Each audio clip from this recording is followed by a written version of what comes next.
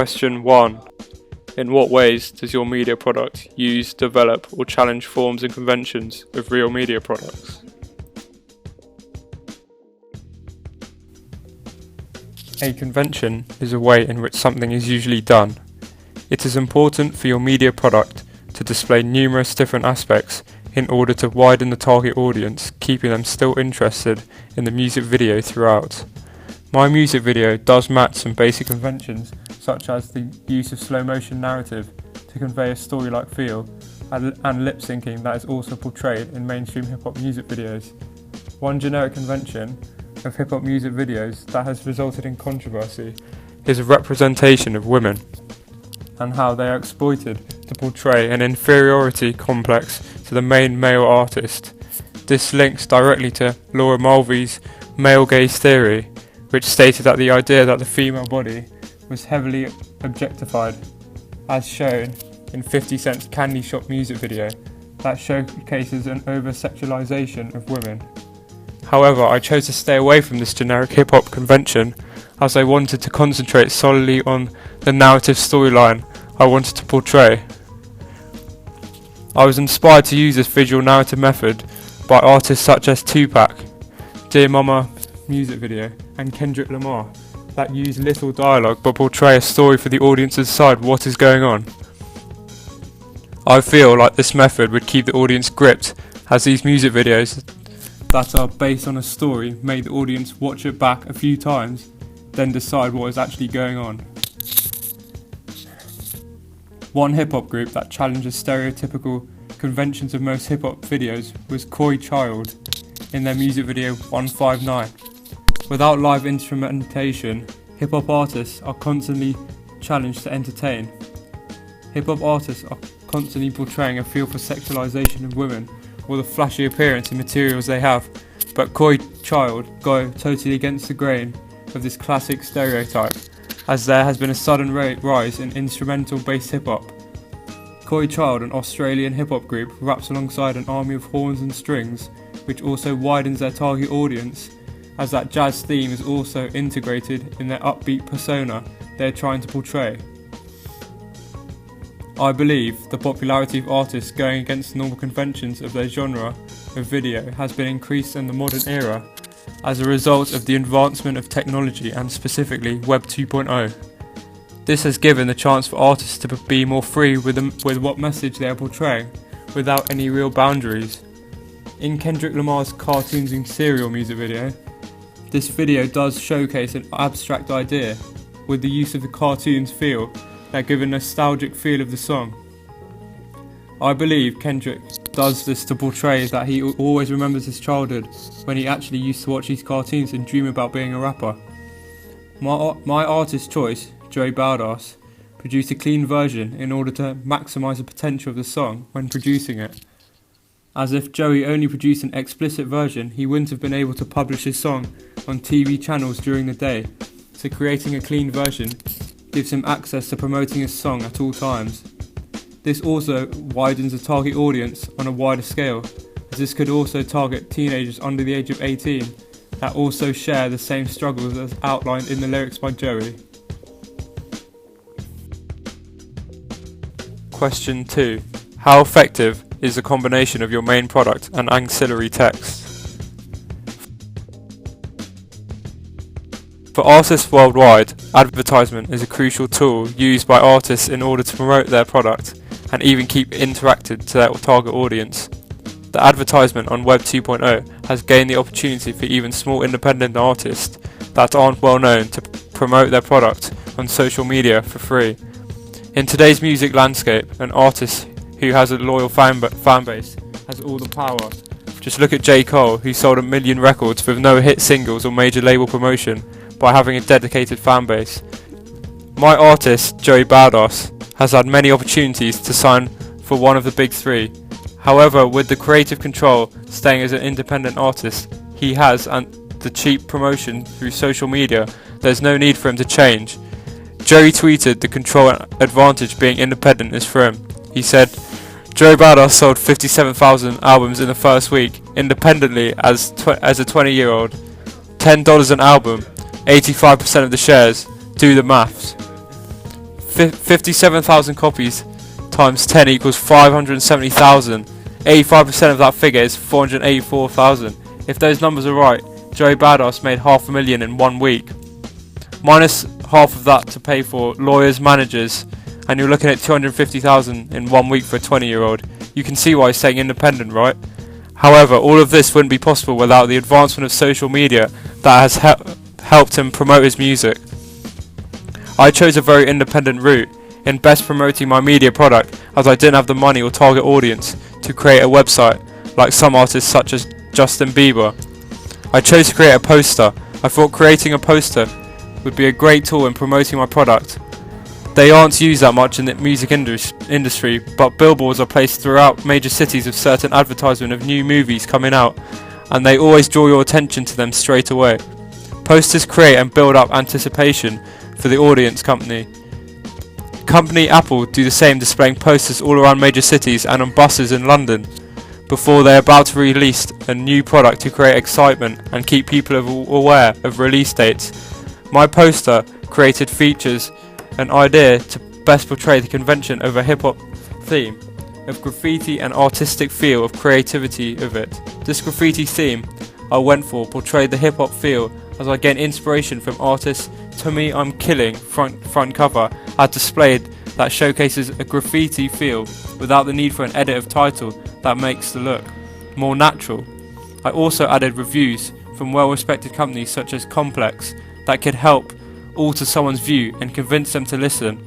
For my Digipack front cover, I gained an inspiration from Joey Badass's 1999 album cover, as he showcases a colour poster feel that displays Joey in a cartoon theme that gives it a cool retro persona. Another artist that also gave me an inspiration was Isaiah Rashad in his Sivia demo that also uses a nice edit that displays a cartoon graffiti feel of the neighbourhood and location, mirroring the artist's message. For my inside pages in my Digipack, I displayed a picture of the tough neighbourhood my artist grew up in.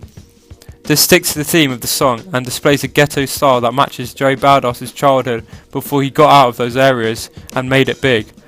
I didn't showcase the full lyrics of my song, as I felt that wouldn't be an effective way and didn't look great, so I stuck to using just a few key lyrics that perfectly sum up the message the artist is conveying. Photoshop was increasingly important in helping me manipulate the image to best portray the theme I was going for.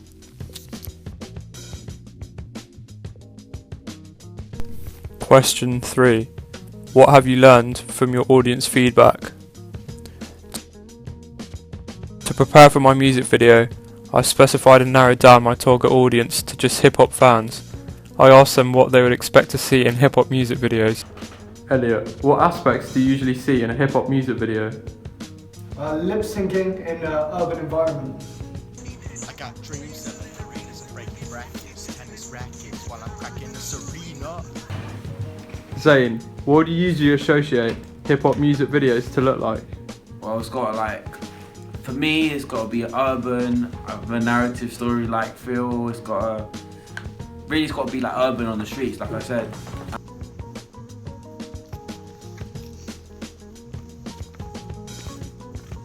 Maybe some bits of slow motion sometimes I'm seeing.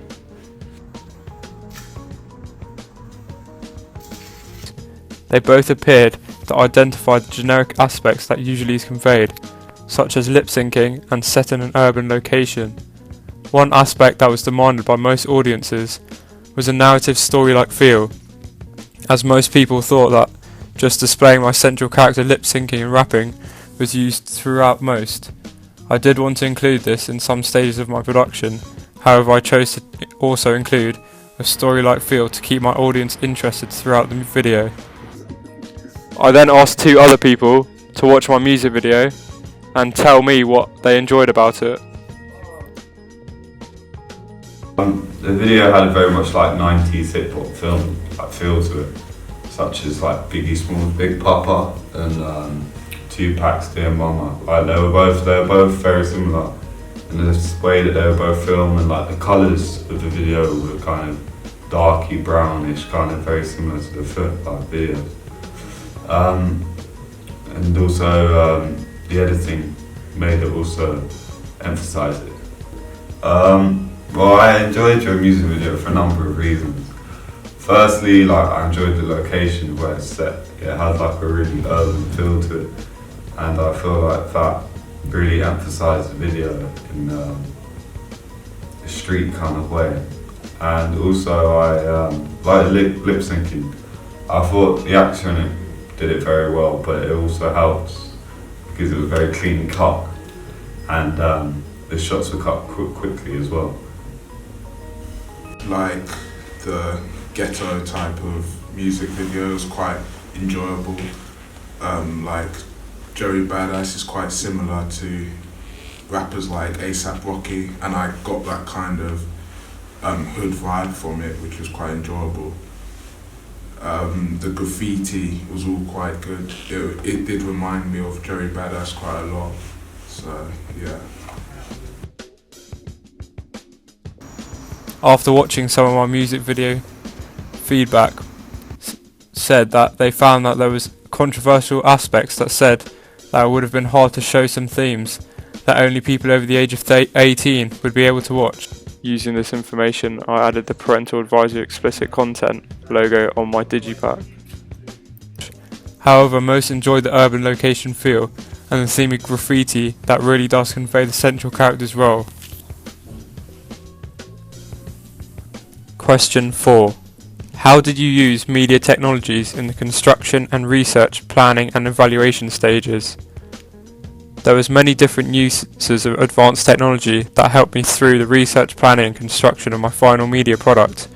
I used the iPhone 6s as this gave me the chance to have access to many different features such as the camera and editing features that are all installed directly from the iPhone.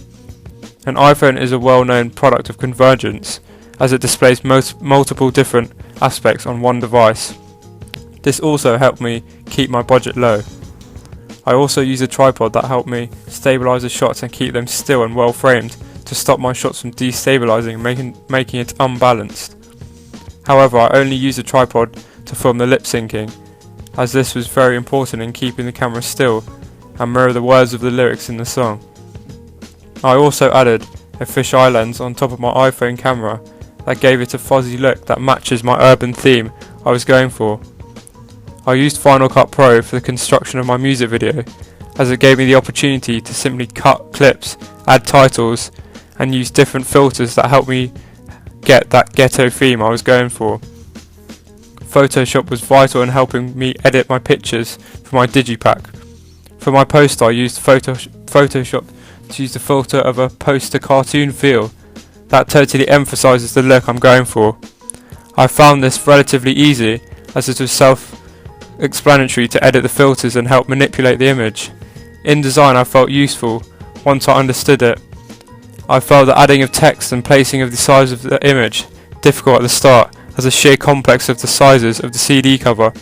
However, once I understood it, I found it very useful as it gave me an accurate measures to how big I needed my front cover, inside cover and back cover to be. QuickTime helped me massively, as its screen record feature helped me link and gave me ideas from YouTube for the construction of my evaluation. Blogger helped me track of my influences and planning processes, as adding GIFs on there boosted my inspiration to follow these generic conventions on my final product. Blogger also helped me keep track chronologically of what I had to do next in the future without forgetting any vital aspects needed for my planning process, evaluation and final music video product. Each week by week I constantly add different posts to keep up to date. YouTube was vital in helping me contrast into other genre of videos that helped give me inspiration in the planning process. Vimeo also helped me research through interviews of my chosen artist, Joey Badass, and found out more about him which I could link in my final media product.